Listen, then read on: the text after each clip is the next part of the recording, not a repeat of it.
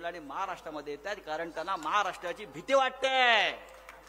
हा महाराष्ट्र दिल्लीचं राज्य उलथवून टाकेल अशा प्रकारची भीती त्यांना वाटत असल्यामुळे नरेंद्र मोदी हे महाराष्ट्रामध्ये सातत्याने येतात.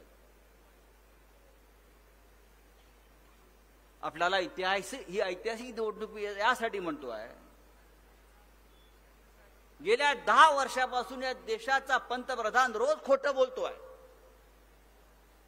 इतकं खोटं बोलणारा पंतप्रधान या देशानं कधी पाहिला नव्हता.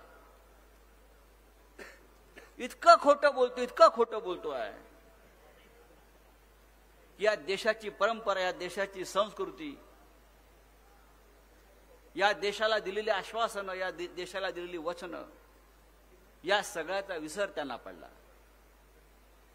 फक्त हा महाराष्ट्र गिळायचा, महाराष्ट्राचं नेतृत्व खतम करायचं, मराठी माणसाच्या स्वाभिमानाला धक्का लावायचा, मुंबई लुटायची, शिवसेना, राष्ट्रवादी काँग्रेस सारखे महाराष्ट्राचे स्वाभिमानी पक्ष फोडायचे आणि सगळी लूट गुजरातला न्यायची, अशा प्रकारचं धोरण नरेंद्र मोदी आणि अमित शहानी गेल्या काही वर्षापासून चालवलेलं आहे.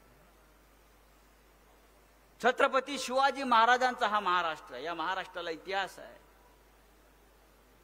आम्ही जेव्हा विचार करतो की नरेंद्र मोदी असे का वागतात औरंगजेबासारखे,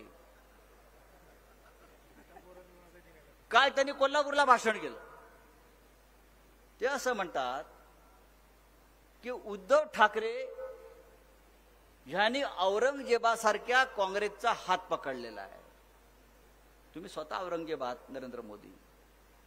या महाराष्ट्रात छत्रपती शिवाजी महाराजांचा जन्म झाला, लक्षात घ्या, म्हणून महाराष्ट्राला इतिहास आहे.